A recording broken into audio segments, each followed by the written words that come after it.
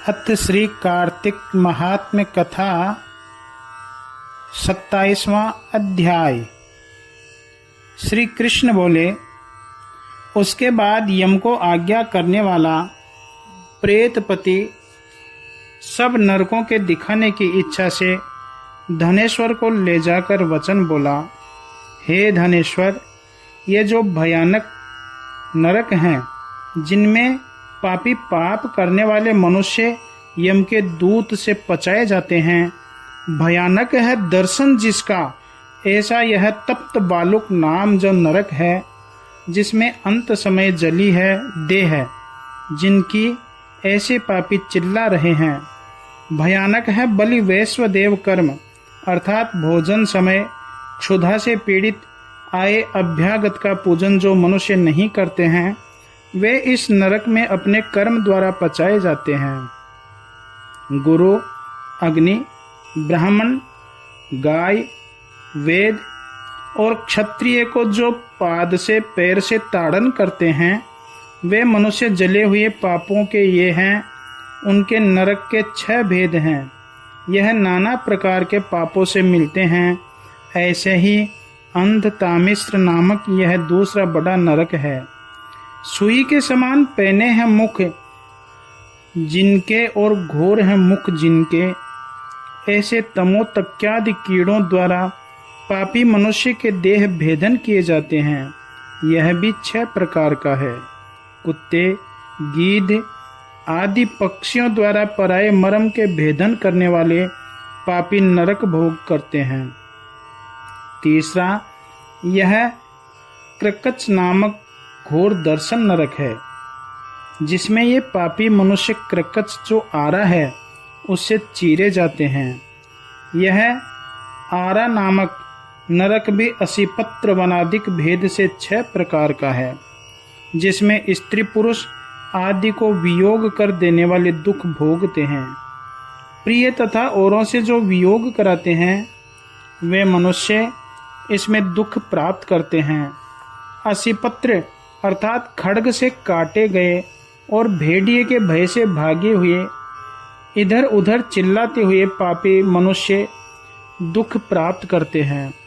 अर्गल नाम का यह महाघोर चौथा नरक है। देखो, नाना प्रकार की फांसियों से बांधकर यमदूत ताड़ना दे रहे हैं। यहाँ भी मारने के भेद से 6 हैं। कट शालमली नामक 5 नरक को देखो, जिसमें अंगारों के समान श्यामल के कांटे हैं, जिसमें पराई स्त्री में रत, पराये द्रोह के करने वाले और पराये द्रव्य को लेने वाले अर्थात दूसरे का धन हड़पने वाले लोग यम की यातनाओं से 6 प्रकार के दुख भोगते हैं। रक्तपोई अर्थात जिसमें रुधिर और पीव भरा हुआ है, ऐसे इस 6ठे उल्बण नरक को देखो, जिसमें पापी मनुष्य नीचे को मुंह करके लटकाए जाते हैं।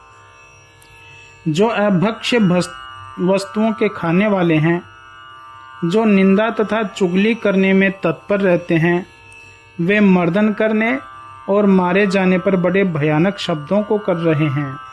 वह भी दुर्गंध आदि से 6 प्रकार का है और घोर है दर्शन जिनका, ऐसा यह 7वां कुंभी पाक नाम का नरक है।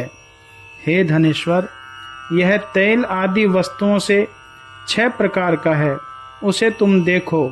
इसमें महापात की नर यमदूत से दंड दिए जाते हैं, अर्थात तेल आदि में औटाए जाते हैं।